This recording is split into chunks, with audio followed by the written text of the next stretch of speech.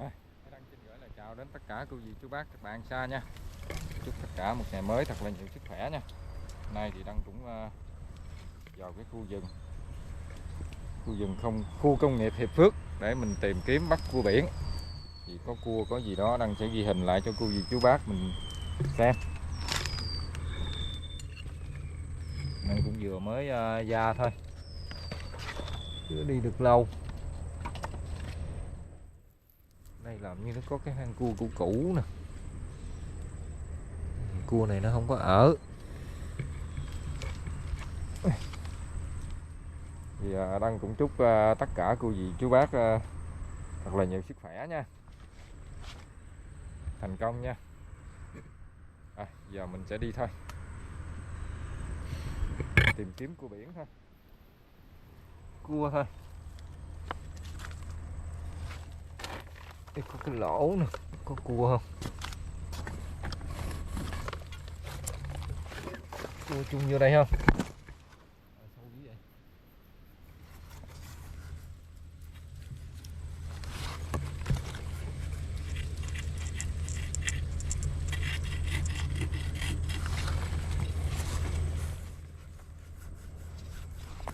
Sâu quá cô chú ơi. Cua này có mình cũng bắt không được.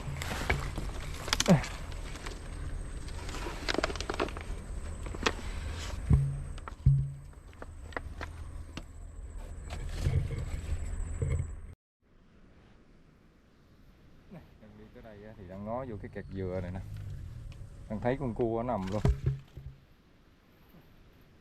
nằm ở dưới đây. Đó. Đây thì quay nó không thấy nè, nằm đâu cũng trốn trong đây. Đó. Ra đi.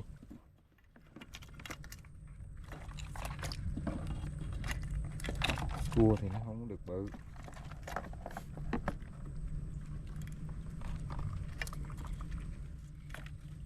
Có cua thì được rồi.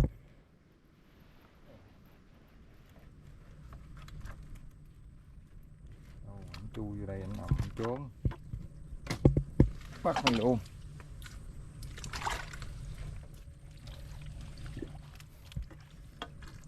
Mới ra mở hàng của chú ơi, mở hàng cũng được rồi. Ê.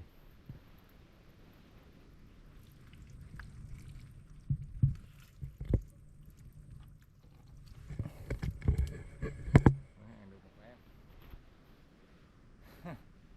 Đâu mà lại tới đây chứ, nó nằm trong cái dừa trốn.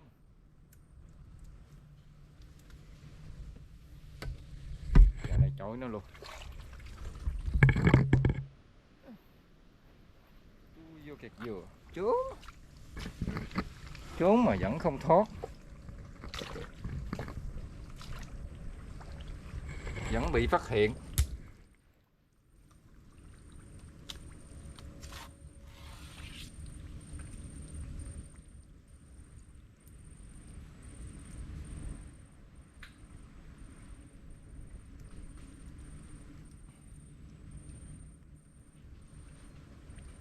Chưa gió mũi nó đeo theo mình rồi đó.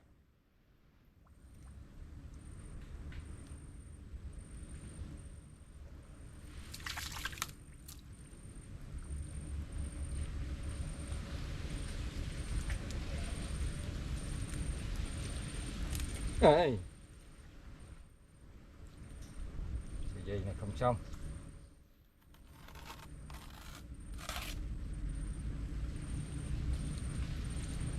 Dây vừa mới siết một cái là nó đứt rồi.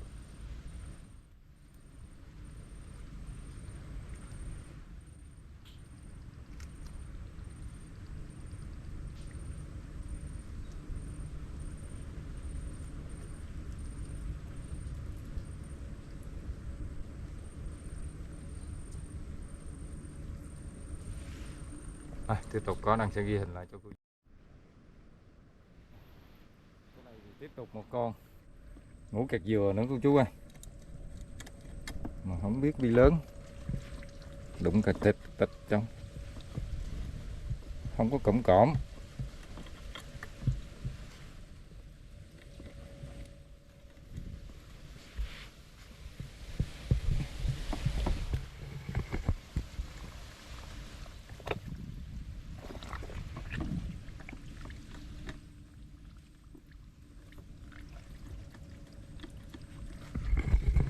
kích xuống đây.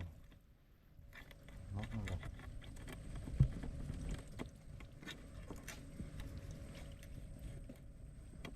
Giò thí cái càng vậy.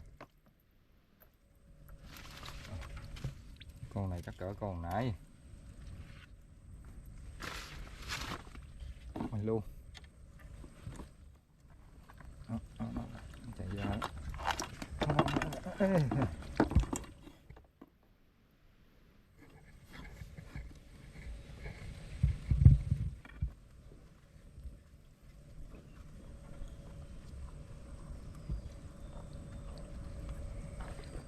Rồi cái giáo hai càng luôn rồi. Kia vậy?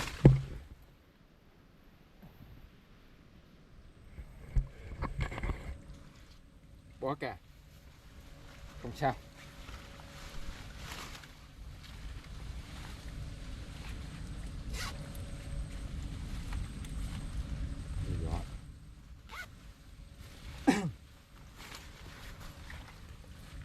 Rồi, tiếp tục.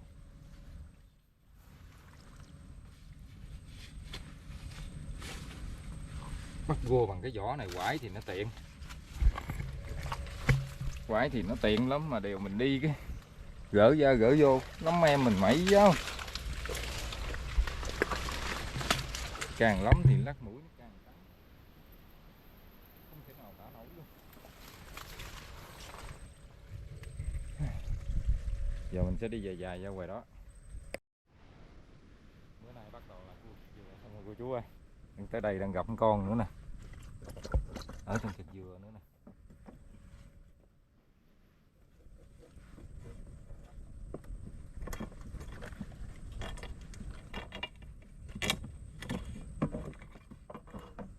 Con này không biết lớn. Da này. Xuống đây cứ ngắt lại.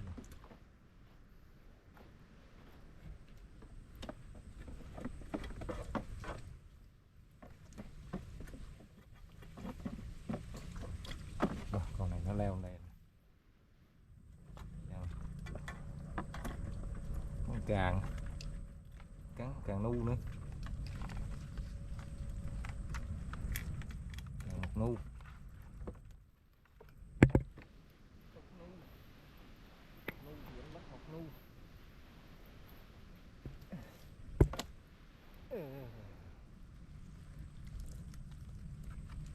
Này mọc nù nè, cái nù nè. Chổi em luôn. Nãy giờ mình bắt 3 con kẹt dừa không.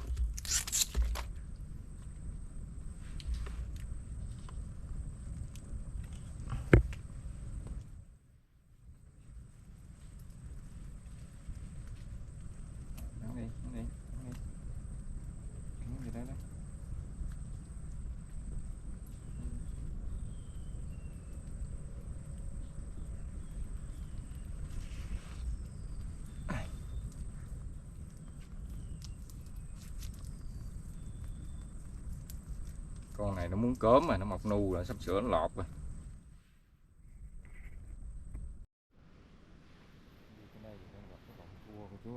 Gặp con cua luôn, nằm bên đây nè. Giờ không biết sao mà bắt nó. Để ăn móc chú á.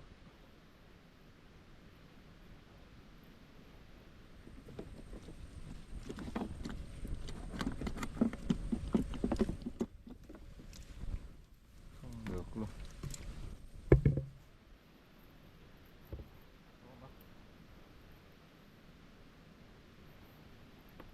Leo lên trên dừa.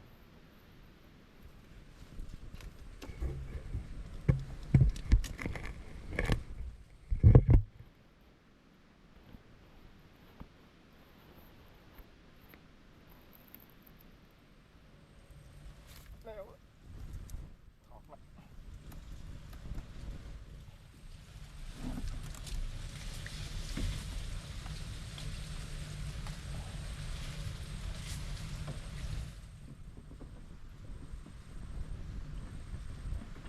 Ra mày.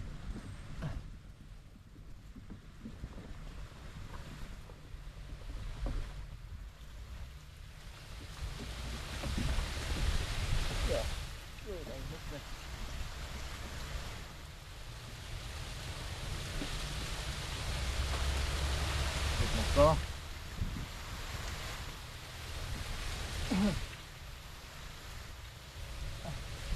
đây, có cua dắt giả luôn, trèo lên là tụt xuống, trèo lên là tụt xuống.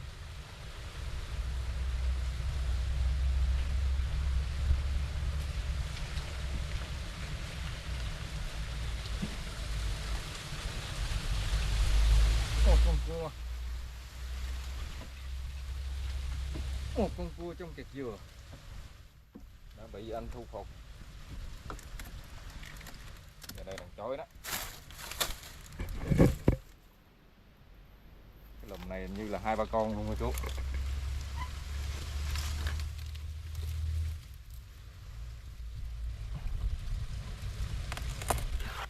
Cua này thì nó không có lớn, giòn không à, lùm toàn là ở kẹt dừa không.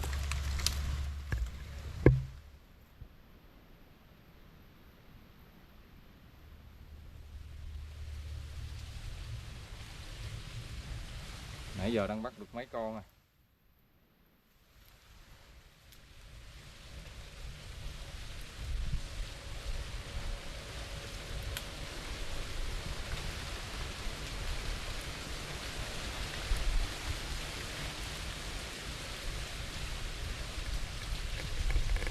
Hey.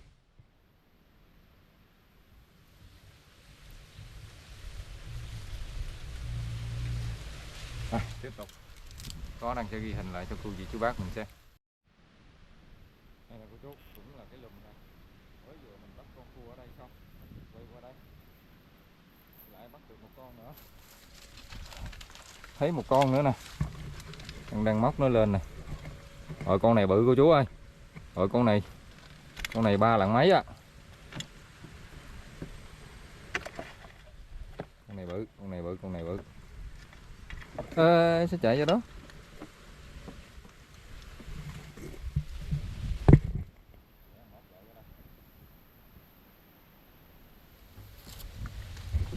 Cua này bự. Ê, đừng cắn chứ.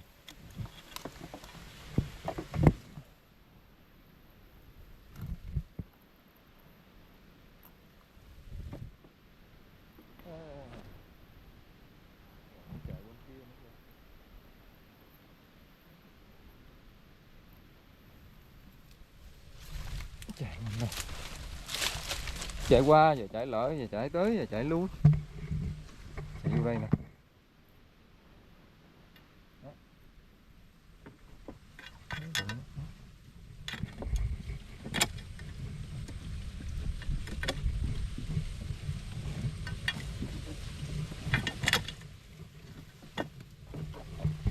Không chịu ra.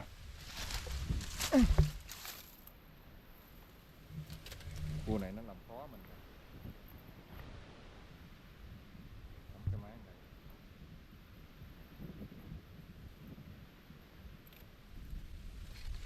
Đây không có còn.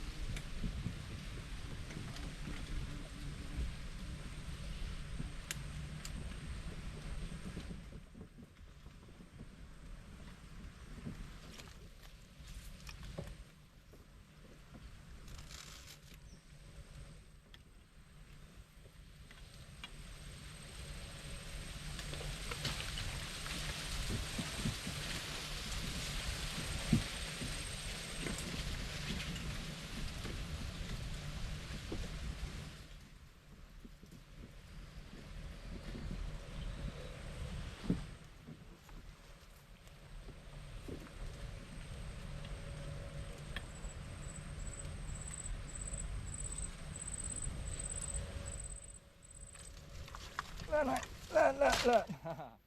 Dạ nè cô chú ơi. cờ bá luôn nè, tiếp có cọc luôn nè. Giờ hoài trối đi tính.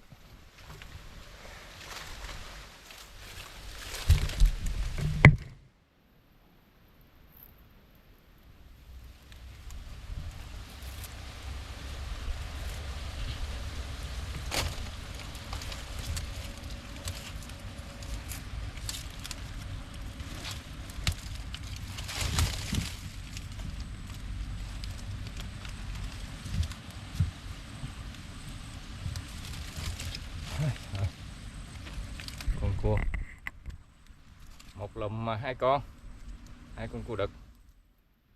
Con này chắc có cặp quá, vô đang coi loại coi.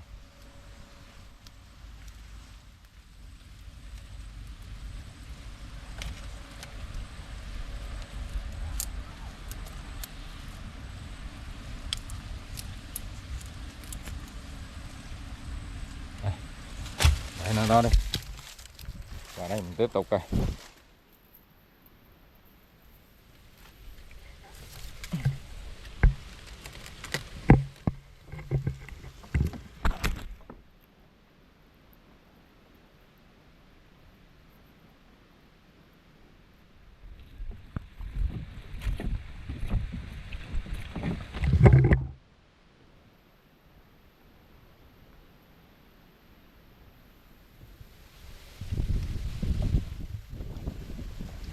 Chắc không có cặp của chú ơi.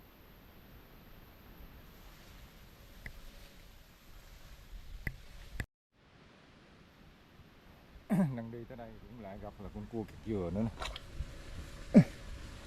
nằm ở trong cái kẹp dừa này, không quay được gì đó, thấy đường biết gì.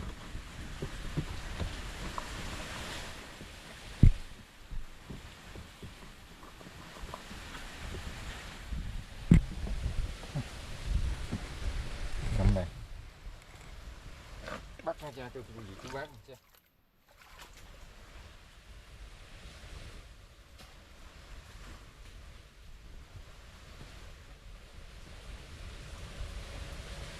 Khó bắt đấy bà.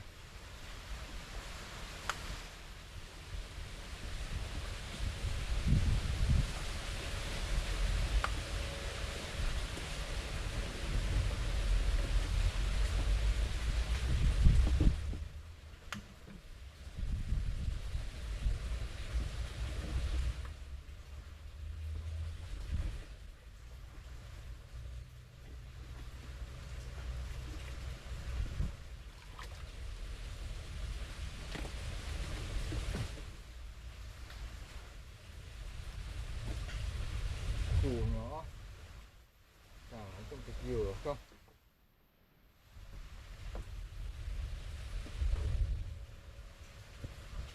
càng que cắn như cái dừa.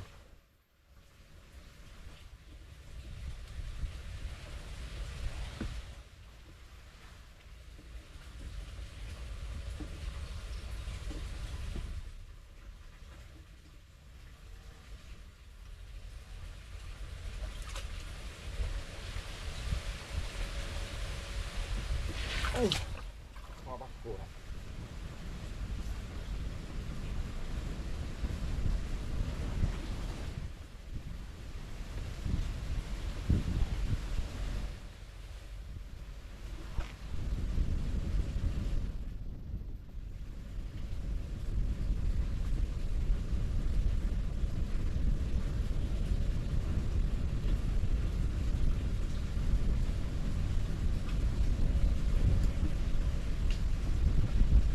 Cái trên nữa cái nó chạy xuống.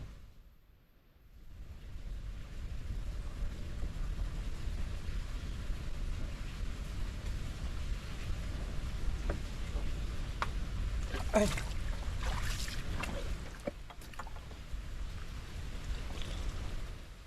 Không còn cái càng nào luôn.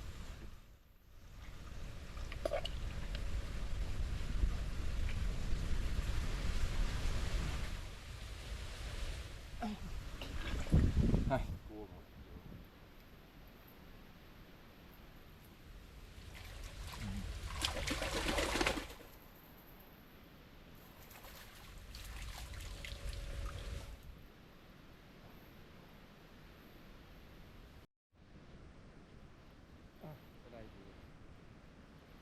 chú ơi. Lắc lên đăng sẽ quay thành quả cho quý vị chú bác mình xem.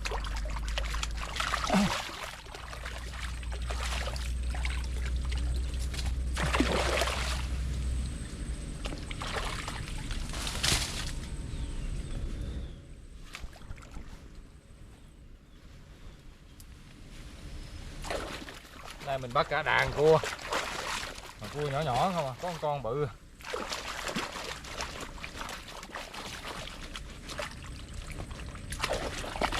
Bữa nay không được con cua càng kênh nào hết.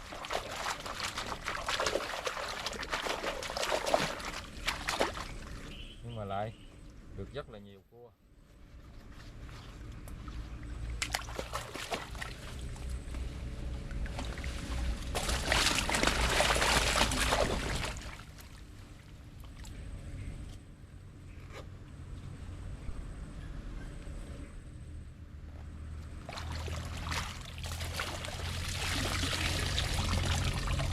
Bắt ra là cua cục dừa không?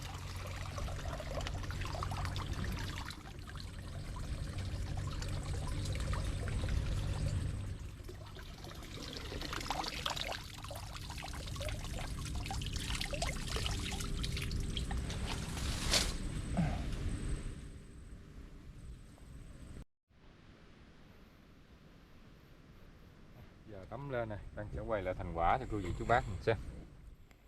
Này mình cũng bắt cũng khá cụm lắm rồi chú ơi.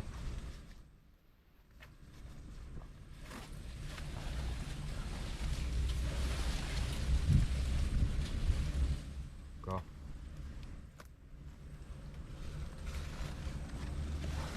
này cũng khá cụm.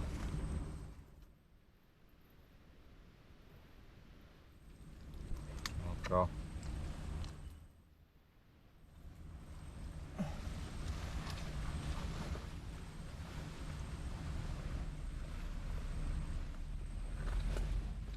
ba con.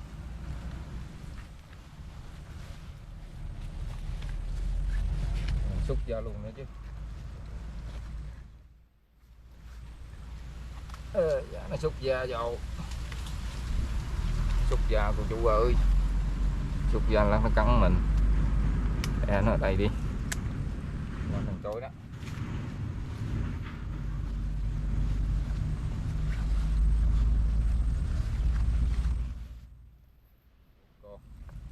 Con 5 con với mấy con cua trụi nữa.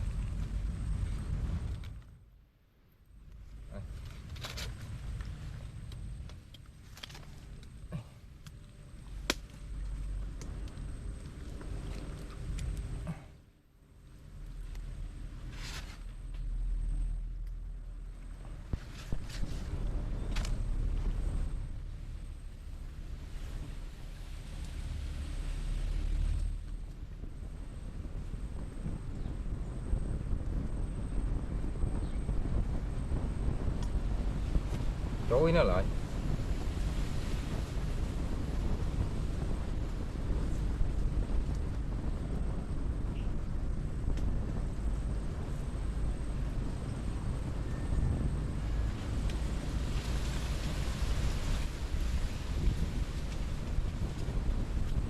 Cái đây mà xúc ra xém như nữa cắn mình nè.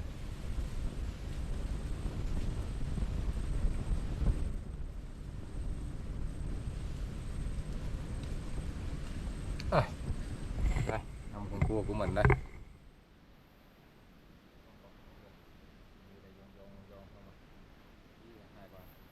Con cua trụ gì ở trong đây nữa nè. Cái đây thì cho Hải Đăng cũng kết thúc cái video đây nha. Hẹn gặp lại quý vị chú bác ở những video tiếp theo. Nhà trên kênh thấy hay thì cho Hải Đăng like tí nha. Hải Đăng tiếp tục giao video cho cả nhà mình xem. Đây 5 con.